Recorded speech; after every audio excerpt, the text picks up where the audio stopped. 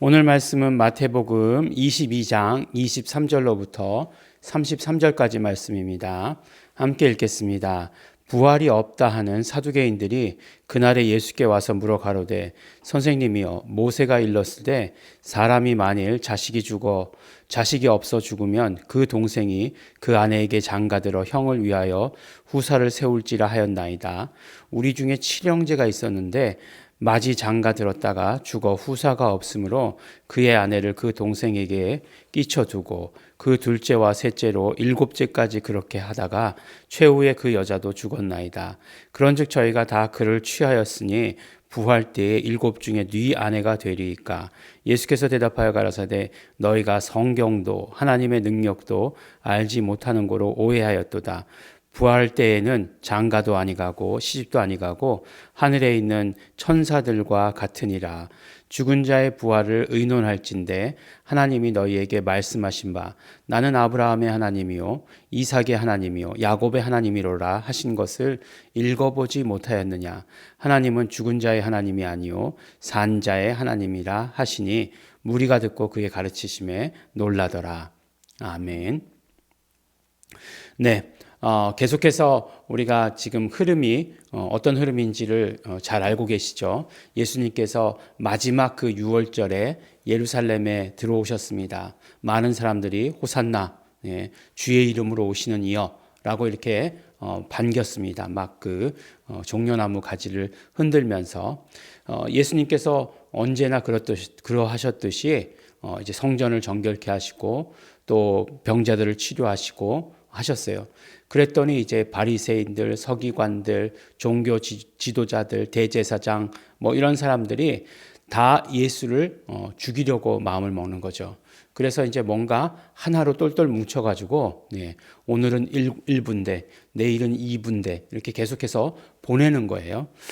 근데 오늘은 이제 어제는 바리새인들이 왔는데 오늘은 누가 왔냐면 사두개인들이 왔어요. 근데 사두개인들이 어떤 사람들이냐? 이 사람들의 가장 큰 특징은 부자라는 거죠. 부자였다는 거예요. 그러니까 어떻습니까? 이 땅이 좋은 거죠. 부자로서의 삶을 사니까 이 땅이 좋은 거예요. 그래서 그들의 생각은 부활이 없다라고 이렇게 그들의 신앙을 그렇게 가지고 있었던 거죠. 근데 이제 부활이 없다 하면서도 예수님께는 부활에 대해서 물어요. 참 아이러니하죠. 왜 그렇게 물어봤겠습니까? 뭔가 이렇게 바리새인과 마찬가지로 말에 꼬투리를 잡으려고, 그래서 말에 올무가 걸리게 하려고 덫을 놓은 거죠. 그래서 이제 부활이라고 하는 굉장히 중요하면서도 민감한 주제에 대해서 물어보게 되는 거죠. 그런데 예수님께서 대답해 주시는 것이 그러면 이렇게 악한 의도라든가 이런 그 덫을 놓는 그런 질문들 이런 것들을 피해 가시기 위해서 대답했다라고 이렇게 생각할 수도 있을 것 같아요, 우리가. 근데 예수님은 그것을 피하지 않으십니다. 피하지 않으시고 정말 본질에 대해서 말씀을 해주세요. 그러니까 부활에 대해서 이렇게 물어본 거죠. 재미있는 예화를 들었어요. 무슨 예화를 들었냐면 이제 모세가 일렀을 때 이런 건 율법의 얘기라는 거죠. 사람이 만일 자식이 없어 죽으면 그 동생이 그 아내에게 장가들어 형을 위하여 후사를 세운다. 이렇게 얘기하고 있지 않습니까? 이게 어떤 얘기죠? 형사취수라고 하는 거죠. 이게 유명한 그 누구의 얘기죠? 다말의 얘기에서 나온 거 아니에요? 다말이 이제 첫째가 죽고 둘째가 죽고 셋째에게 줘야 되는데 셋째 아들에게는 안 줬죠. 셀 오난. 그 다음에 막내가 이름이 뭐였는지 모르겠네요. 그 하여간 막내에게 주지 않았어요. 그래서 이제 다말이 시아버지를 유혹한 거죠. 그래서 어쨌든지 간에 이 이스라엘 여인들의 숙명은 뭐였냐면 대를 잇는 것이었어요. 대를 잇는 것이 숙명이었습니다. 그래서 이제 형이 후사가 없이 죽으면 그 동생이 형의 아내, 이게 형수죠. 형수를 아내로 맞이하는 거예요. 이러한 혼인 형사취수라고 하는 것이 우리나라에도 있은 적이 있습니다. 고려 때인가? 있었어요. 하여간 제가 한국 사회 조금 약해서 우리나라에도 있었던 그런 법이죠. 근데 사실은 이게 보면 어떤 면으로 보면 과부를 만들지 않으려고 하는 사회보장법이에요. 네. 과부가 어떻게 뭐 혼자서 이렇게 뭔가를 이렇게 삶을 영위해 나간다고 하는 것이 그때나 지금이나 쉬운 일은 아니거든요. 그렇기 때문에 이제 아무런 경제력이 없는 과부를 돌볼 사람이 없기 때문에 동생이 이렇게 하는 것이에요. 근데 그거보다도 더 중요한 것은 이제 대를 잇는다라고 하는 사실. 그것이 더 중요한 것이죠. 그래서 몇째까지 얘기하죠? 7째까지 얘기하는 거예요. 7째까지 갔다. 근데 이게 불가능한 얘기냐? 실제로 가능할 수도 있어요. 왜냐하면 전쟁이 나거나 이렇게 됐을 때에는 그 형제들이 가서 한꺼번에 죽을 수도 있기 때문에 이렇게 뭐 이런 것들도 예를 들은 내용이지만 그런 이야기지만 가상의 이야기지만 가능한 이야기죠. 또 이런 이야기가 나오는 때가 언제 있죠? 요한복음에 보면 우물가의 여인 있지 않습니까? 나중에 막 얘기하다가 남편을 데려고 오라 이렇게 얘기하잖아요. 예수님께서 자꾸 수세에 몰리시니까 그럼 남편 데리고 와라 이렇게 얘기하니까 이 여인이 뭐라고 얘기하죠? 못 데리고 오잖아요. 그러니까 예수님께서 네가 5이나 있을 때 남편이 5이나 있을 때 내 남편이라 할 사람이 없다. 이게 부정한 여인이란 얘기가 아니라 결국은 형사 취수 혼에 의해서 그 이제 형제들에게 이렇게 계속해서 이렇게 결혼을 하게 된 것을 말씀하는 거죠.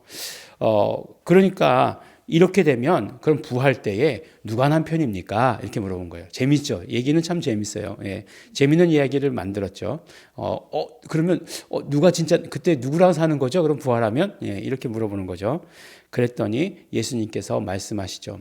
근데 예수님께서 말씀하실 때에 그게 아니다.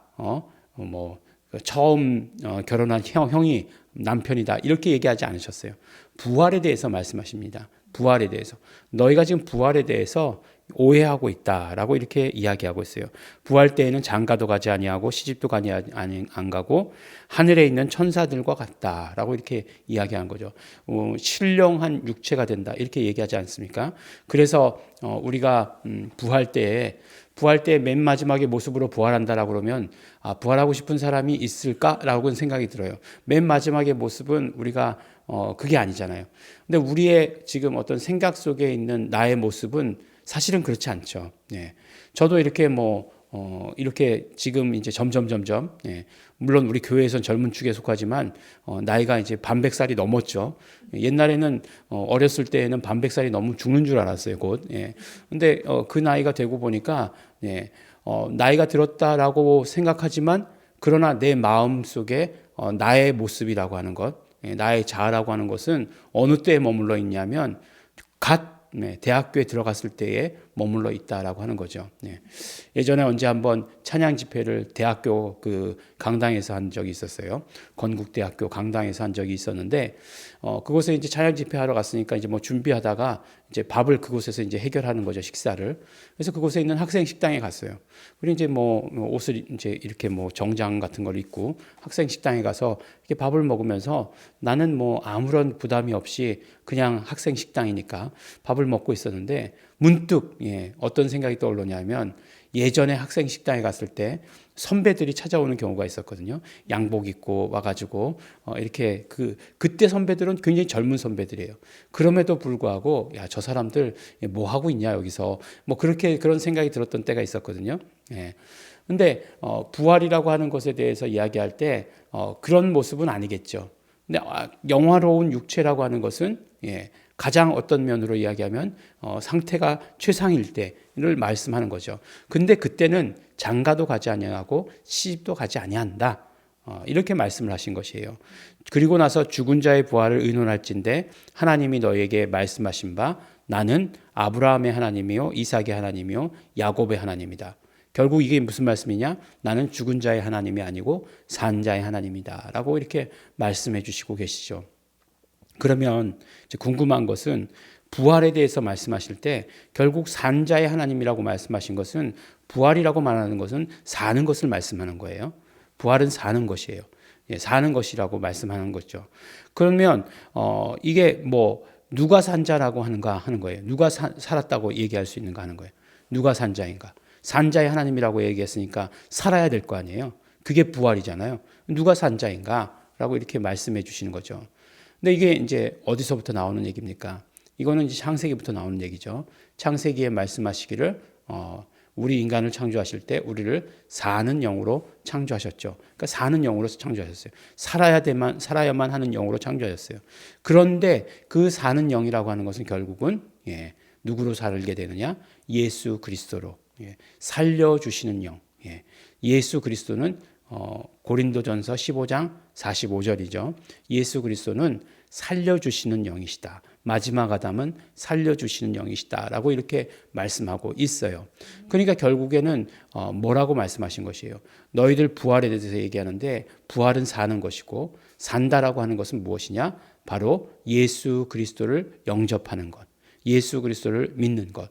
그러니까 아브라함의 하나님, 이삭의 하나님, 야곱의 하나님이라고 얘기하는 것은 아브라함 믿음의 조상이잖아요. 믿음의 계보를 얘기하고 있는 것이고 그 믿음의 계보 가운데 마지막 완성은 예수 그리스도세요.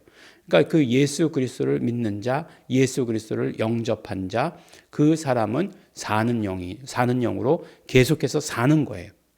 그러니까 계속해서 사는 것이 부활이다라고 얘기하는 것, 말씀을 해주시는 거죠.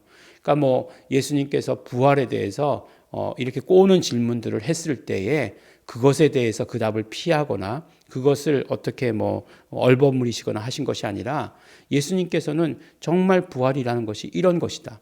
그들이 정말 어떤 의도를 가지고 질문했던지 간에 부활은 이것이다라고 하는 것을 우리에게 가르쳐 주시고 계시는 거예요. 그러니까 사실은 우리가 바리새인들이 와서 질문했건 다음에 사두개인들이 와서 질문했건 가만히 보면 우리도 궁금했던 거예요. 우리도 궁금했던 거예요. 근데 그것을 초점을 맞추는 것이 아니라 예수님께서 어떻게 말씀해 주시느냐에 초점을 맞춰야 되는 거죠. 아, 예수님, 부활은 계속해서 사는 것이라고 말씀해 주시는구나. 그래서 산자의 하나님이시다 말씀해 주시는 거구나. 그러면 우리 산자는 누군가? 예수 그리스도를 영접한 자, 예수 그리스도를 믿는 자, 그 사람이 바로 산자다라고 얘기하는 거죠. 그래서 계속해서 그 바리새인들에 대해서 이야기하실 때에 바리새인들이 계속해서 너희들이 예수 그리스도를 믿어야 되는 존재인데 예수 그리스도를 죽이는 존재가 된 것에 대해서 말씀해 주신 거잖아요. 그리고 유대인들이 먼저 하나님의 택한 백성이 되었으나 나중될 것이다라고 말씀하는 거죠. 그런데 이 나중된다는 것도 굉장히 중요한 의미는 있습니다. 어쨌든 간에 그거는 계속해서 말씀 나눌 것이고 바로 오늘 부활에 대해서 굉장히 중요한 말씀을 해 주시는 거죠. 제자들이 이 말씀을 깨닫고 있었으면 예수님께서 부활하셨을 때에도 놀라지 않았을 텐데 굉장히 놀라고 두려워했죠. 예수님의 부활을 경험했을 때에 불편해했다는 거예요. 예수님의 부활을. 그렇지만 우리는 이제 예수 그리스도를 영접하는 자로서 산자의 하나님, 곧 나의 하나님, 나의 하나님, 나의 주, 나의 하나님, 예수 그리스도를 영접하시는, 예수 그리스도로 사시는 우리 성도 여러분들 되시기를 예수의 이름으로 축원합니다. 기도하겠습니다. 하나님 아버지 감사합니다. 나는 예수 그리스도로 사는 자입니다. 하나님 아버지, 나를 사는 영으로 창조해 주셨는데 나는 오늘도 살려주신 영이신 예수 그리스도가 필요한 자입니다. 오늘도 살고 내일도 살고 그러므로 영원히 살고 영원한 삶을 누리면서 정말 부활하는 자 될 수 있도록 아버지 하나님 도와주시고 축복하여 주시옵소서. 부활이라고 하는 것 사는 것이며 계속해서 사는 것임을 오늘 예수님의 말씀을 통해서 깨달았습니다. 예수님으로 말미암아 계속해서 살 수 있는 것 깨달았습니다. 하나님 아버지, 예수님으로 사는 자 될 수 있도록 축복하시옵소서. 감사드립니다. 예수님 이름으로 기도드렸습니다. 아멘. 우리 시간에 그러므로 기도하실 때 우리 예수 그리스도로 계속해서 사는 자 되기를 원합니다. 우리는 삶을 살아가다가 정말 망각할 때가 너무나 많습니다. 내 힘으로 산다라고 생각할 때 너무나 많이 있고 실제로 내 힘으로 살려고 하는 노력들 많습니다. 그러나 예수 그리스도로 살게 하여 주시옵소서. 예수 그리스도의 생명으로 사는 자 되게 하시옵소서. 성령님 계속해서 그것이 기억나게 하여 주시옵시고 성령님 충만함으로 말미암아 그것을 증거해 주시옵소서. 다시 통성으로 기도하시겠습니다.